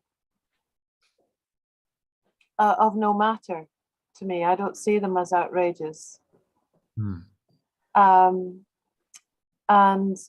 I remember that my companion's request is for me too. It's another reason for me to learn to let go. Yeah. We're both asking for awakening. No outrageous request can be made of one who recognizes what is valuable and wants to accept nothing else. So, yeah, it's a big one to live up to. But if you could, I think it would with some discernment. That doesn't mean you should just, listen to every scam email or whatever you get. He's talking more about a relationship with someone you know, and they make what you deem to be an outrageous request, and you find you opposing it because you're going, no, that's not reasonable. Okay, we'll think again about it, and maybe think more. Actually, what's truly valuable is love. So I'm not going to resist. I'm not going to sabotage that by resisting and creating conflict. When actually I could just say, yes, okay, I'll do it. And he doesn't give specifics, so it would require some discernment and interpretation as to how you actually applied this. But I think he's referring to a relationship with a companion or a brother who this wouldn't be like a Nigerian 401 artist or something. It's someone and they make a request, and you judge it as outrageous, and then he's saying, well, think again about that, because actually this is another opportunity for your awakening and his or hers, if you apply this teaching. Okay? Happy with number 4? My glasses. On to number 5. Is Lucy still with us?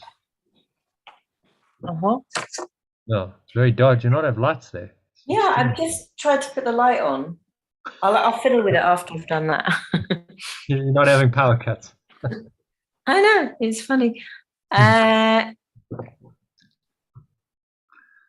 So salvation is for the mind. Oh yeah. Salvation is for the mind, and it is attained through peace. This is the only thing. Salvation is?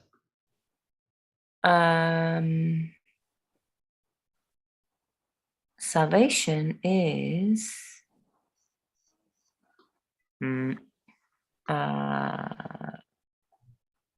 awakening. Yeah.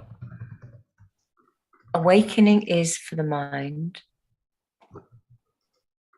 Awakening is for the mind, and it is attained through peace.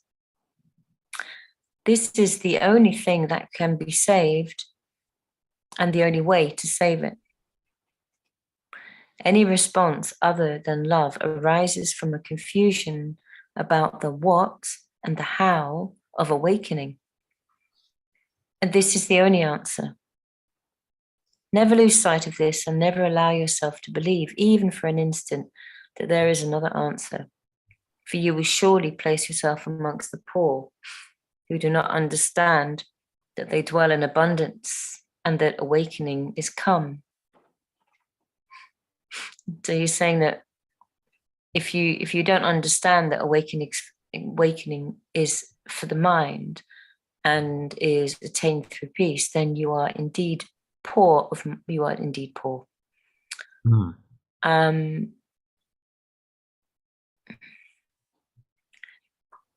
Other than love arises from, okay, so because love is what is, then anything contrary to that, it comes from a confused state, and and asking questions of it just confuse the matter, the what and the how of awakening.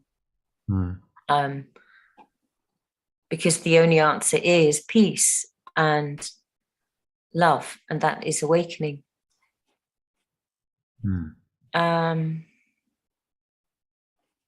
So basically, just don't even buy into any other thought. That's it's the only one you need to remember.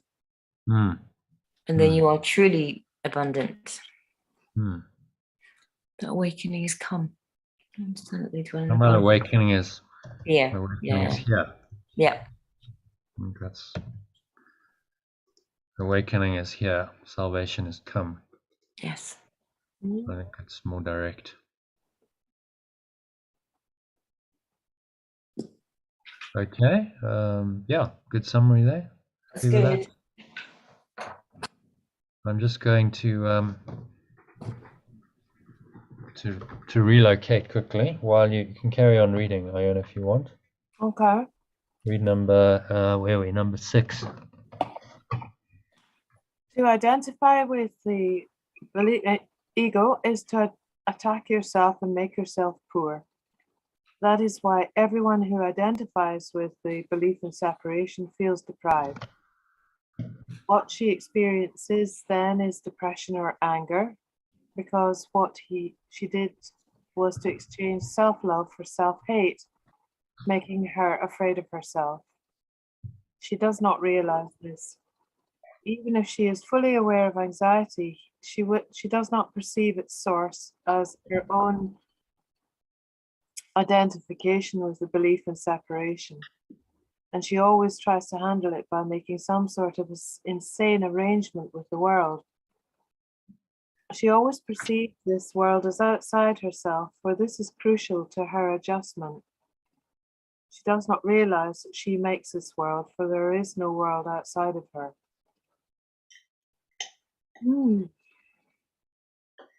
Okay, good one.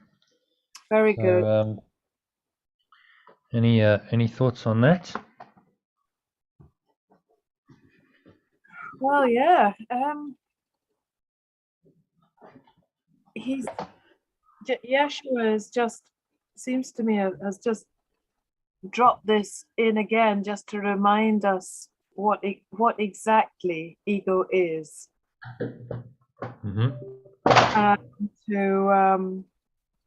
To say, give it no quarter. The falsity of it is complete.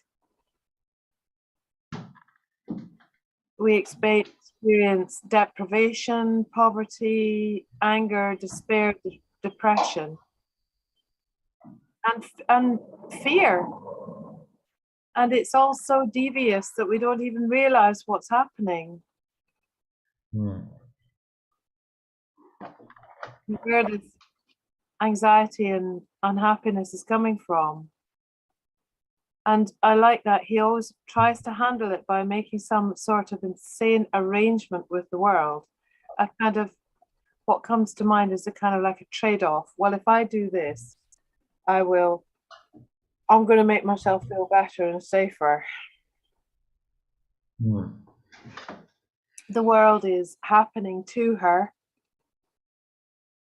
not, she doesn't see herself as a cause of the world she's created.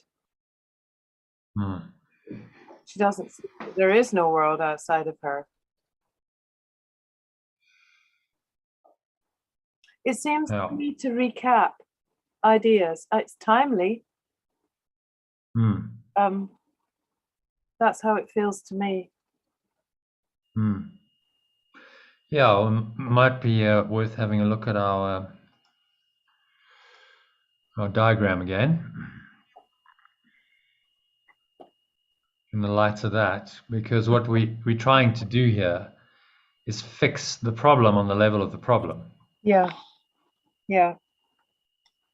So we look to magic, we look to some kind of magical solution to fix our imagined problem as a victim of the world, without wanting to see that the only problem is there's one problem. It's a belief in separation. And there's one solution, which is letting go of that belief. That's simple. Instead, we try and adjust to the world, and now try and solve our imagined problems on the level of the problem, which Einstein says no. Significant problems we face cannot be solved at the same level of thinking we were at when we created them. Which is, that's got nothing to do with science, really. It's a philosophical statement saying, that I think he understood a lot of this. That all of these problems of the world come from a problem in the mind, and you're not going to solve it at the level of the problem of the belief that made the problem. You have to transcend that.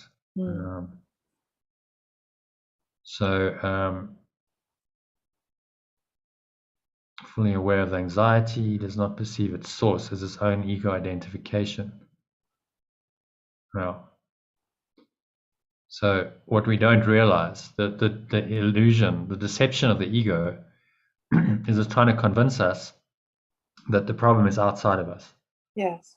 It's not my own belief that's the problem. It's the problems in the world. The problem is a person, whatever it is, that's the problem, and not my own belief in separation. So then I never look at that belief and say, well, look, actually, this is my only problem. I believe in this, and if I drop the belief, then I'm free, and that's totally within my power to do. Rather, it's going to distract you and say, no, the problem's in the world. The problem's this person or that situation. Absolutely. Something outside of you is the problem, and that's the essence of the grievance, isn't it? That's right. As you say, it could be the weather or the traffic or the government. In fact, there is absolutely no problem out there apart from the one that I've made up. Yeah. And so when you start to see that, it's so amazing, isn't it? Yeah, really differently. You look at all the problems of the world.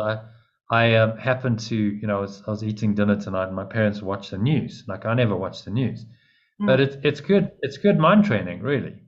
Yeah. Because you look at, okay, well, there's a war going on in the Ukraine, and then there's, floods here and a whole lot of, and it's just problem after problem after problem. And it's to recognize that there's only one problem here, right? The entire problem is a perceptual problem.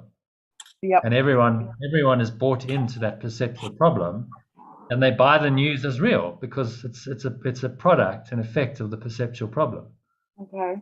But you can watch the news or any you know, look at any situation and say, well, you know, this is only my own belief in separation playing out here, and I'm not going to buy it anymore. You know, there is no separation. I don't believe in this anymore. So although I see the effects of it, you know, on the TV screen and apparently in the world, I don't believe it.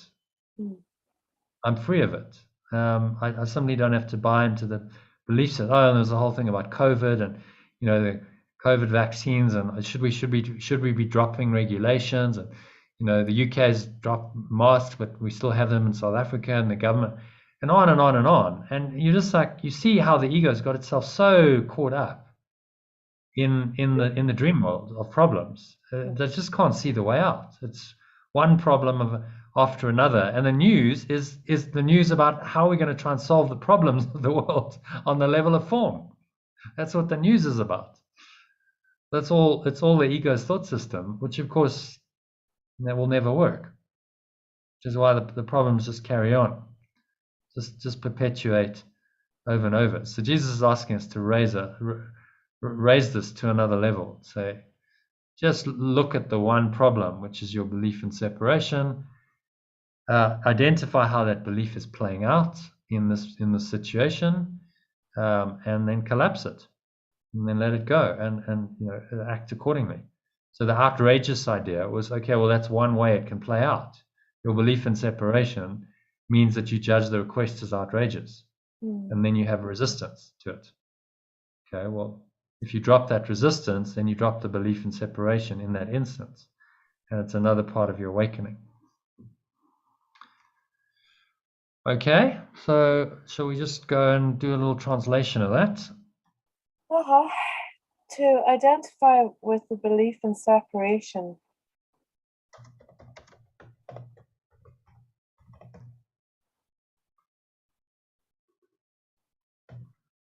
is to attack yourself and make yourself poor. That is why everyone who identifies with the belief in separation feels deprived.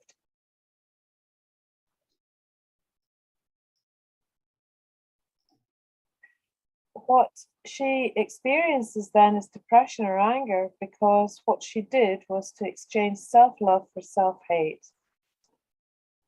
making her afraid of herself.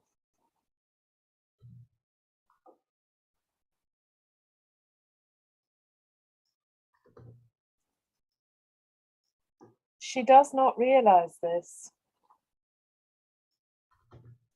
Even if she is fully aware of anxiety, she does not perceive its source as her own.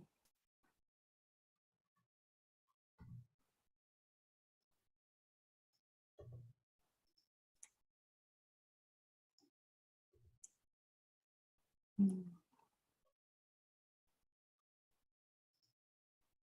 think that needs a comma. Yeah. Its source as her own identification with the belief in separation.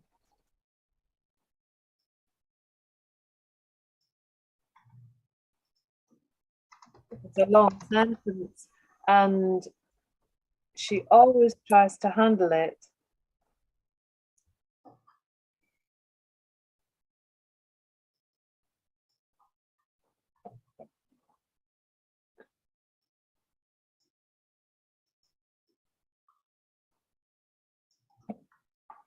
Well, how about just that? She always tries to handle it. Perceive its source as her own belief in separation. That's better, tidier. You don't need identification with belief. It's just belief. With her own belief. And she always tries to handle it, yes, by making some sort of insane arrangement with the world. She always perceives this world as outside herself.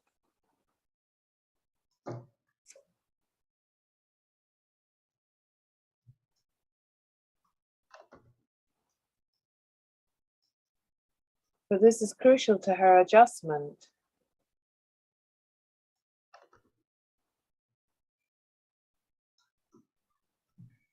She does not realize that she makes this world, but there is no world outside of her.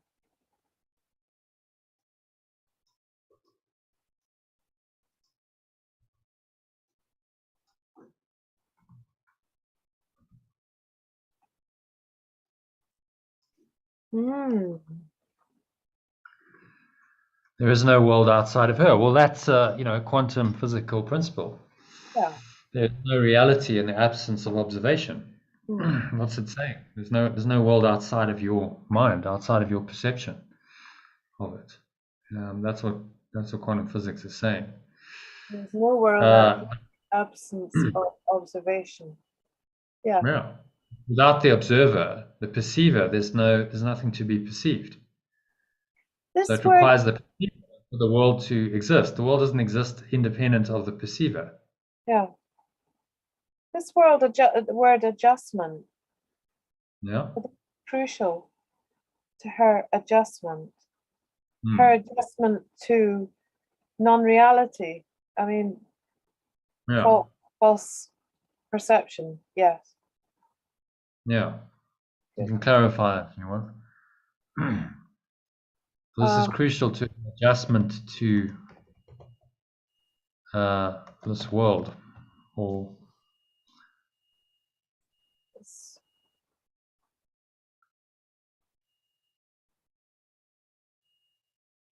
sources her own belief, and she always tries to handle it by making some sort of insane arrangement.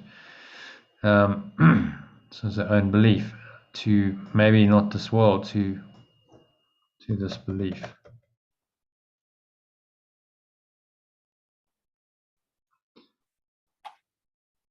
Or we could even say maintaining this belief. Good. Yeah? Yeah. Because that's what he's reading. Happy with that? Yeah, that's better.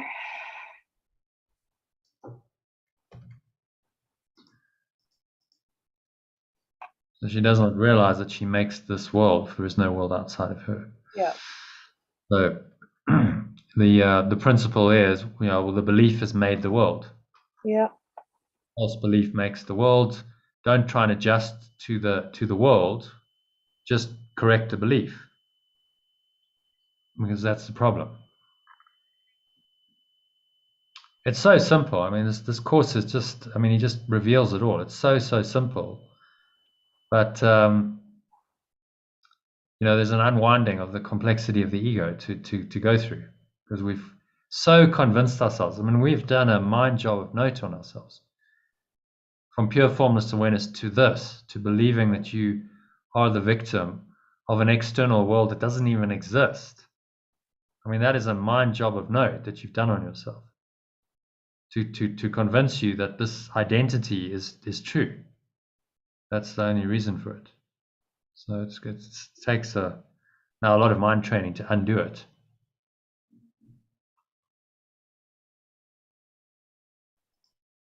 Okay. Do you want to give us a summary of that? Okay. Believing in separation attacks yourself and makes yourself impoverished, depressed, lonely, afraid. Everything's in lack. It's a wrong perception. And this insane behavior whereby we go around making deals with the world as if it was outside of ourselves. And this will maintain the status quo. It will never be solved unless she realizes that she is making this world. There is no world outside of her. Which is why quantum physics is actually a path of awakening. Because if you fully get it, you have to go, well, I'm making up the world. The world is not outside of me. So it leads you to this realization. I don't know if you watch What the Bleep Do We Know? I sent it out on Saturday, I think. Yeah, we did actually. That was incredible movie. Have you seen it before or not? No. Yeah, I have. Yeah. So So there, it's showing that this realization of science, that there's nothing outside of you, no reality in that observation, and spirituality merge, because that's really what all the spiritual teachings are saying. It's not outside of you; it's a projection of your own mind. Yeah. Quantum mechanics just kind of confirms that in the science, because they've tested this over and over again, and they do things like the double slit experiment. And the experiment changes depending on the intention of the experimenter.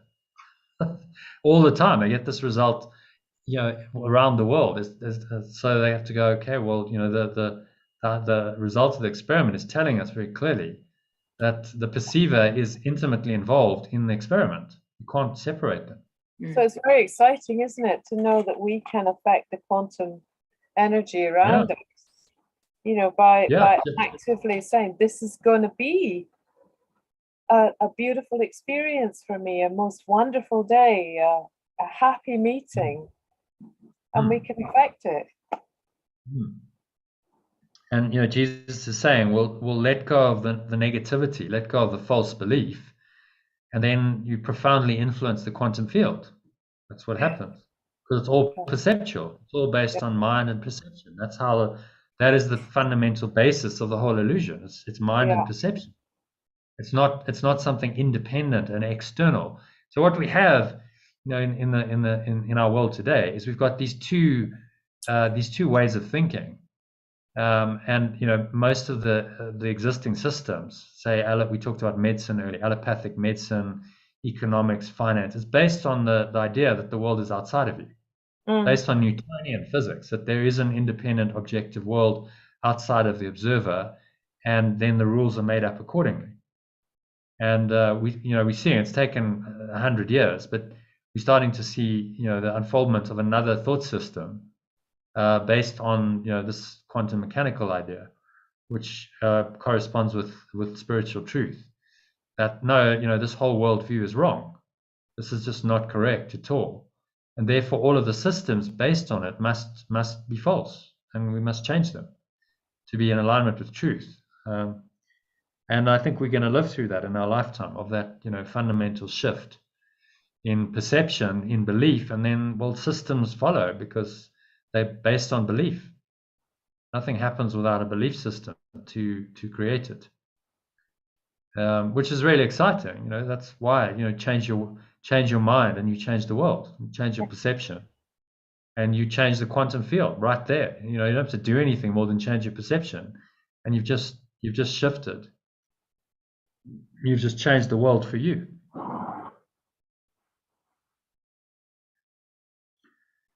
So and a very nice reminder of these principles. Are we aiming to do all the 10 chapters tonight? 10. Well, that's up to you. Are you fading? I am. Me too. Yeah. We've got 7, 8, 9, 10. We've got 4 to go.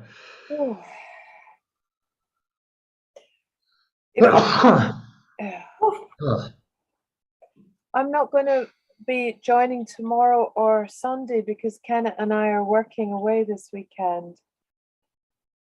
Okay. Yeah. Okay. Yeah. Thanks for letting me know. Yeah. Lucy, tomorrow we have another power cut at 1 o'clock UK time, 1 till 3:30. So can we? Do you want to join tomorrow? Can we do it at 3:30? So we could do it later, yeah. What about we do it at 4, just to give enough time, just in case it takes a bit longer to come back. And it also means that I can then get back from, because I'm in the morning. Unfortunately, I've got to stay in for somebody to come to look at the windows. So I'm going to get out for a run and do some exercise in the park, and then I can come back. 4 would be good. It's 4 okay. Okay. 4. So that's 5. Let me just see. I've got a session at. I've got a call with Kim at 6. Mm-hmm. So maybe I'm going to start it at because it can take an hour and a half. So I'm going to start it at 3:30. But just join us when you Okay. can. We'll do the med and stuff, and then I think I'm gonna split the session into two. I'll do an evening session as well. Oh yeah. What time would the evening session start? 7:30 normally. Okay. Does that work? So then we'll do the text in the lesson in the afternoon, and text in the evening. Because I've got a meeting. I've got a meeting and then an interview. Oh no, actually the interview's on Saturday. I forget. I've got a meeting with Kim at 6. So if we do an hour and a half, that'll give time to then do that, and then we'll just go on with the text in the evening, I think. Does that work? For me, I've got a meeting at 8 tomorrow night, but I can be there for the early session. You can do the afternoon one. Yeah.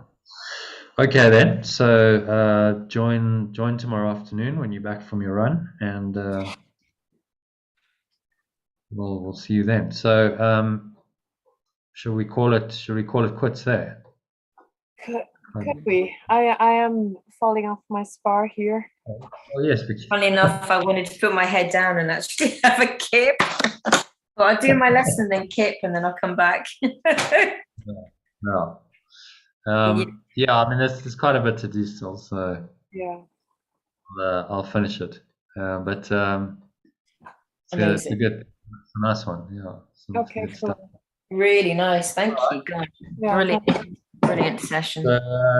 Thank you for the session, and enjoy your travels, Iona. Thank you. Thank you. Chat to Gary and ask Vanessa to get in touch, because I need to speak to them. Yeah, I will. Do they want to continue with the program or not? Because they've had their 3-week free trial as of tomorrow, I think. So neither of them came back to you with any response at all, any follow-up? No one. They haven't joined any sessions. They haven't messaged me. They're on the mailing list and the Telegram group, so they've been receiving the stuff, but no, nothing for 3 weeks. So I'm suspecting they're probably going to say no, but by all means ask them. I'll try and give her a call as well. I did. And then she said you were absolutely wonderful. What your work was phenomenal. But I'm amazed that she didn't follow up. You wouldn't think she thought that, given that she didn't show up to one session. But anyway, that's how it goes. It's Sally was saying, it's resistance. People have resistance to. Oh yeah. Ego knows this is actually really profound and deep work, and is going to actually work to undo it. Then all kinds of resistance comes up. Oh, I'm not ready for it. I don't have the time. Whatever excuse. Because if you start doing this, it's going to undo your ego. That's the bottom line. Yeah. A good spiritual teaching and teacher is going to do that.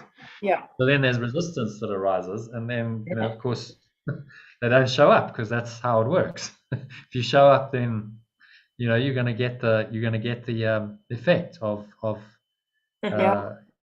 doing this. So you're going to disappear. Maybe the retreat is something that could work for them. Yes, I know, she was interested. Good. All right then. Cheers, my dears. Okay. Thanks, guys. So, Sunday? You're going to join on Sunday? No, we're working till 6 and then traveling back. We won't be back till about 9. Yeah. Okay. See you next week. Yeah. Cheers. All right. Okay. See you. Right. Bye. Namaste. Namaste. Bye.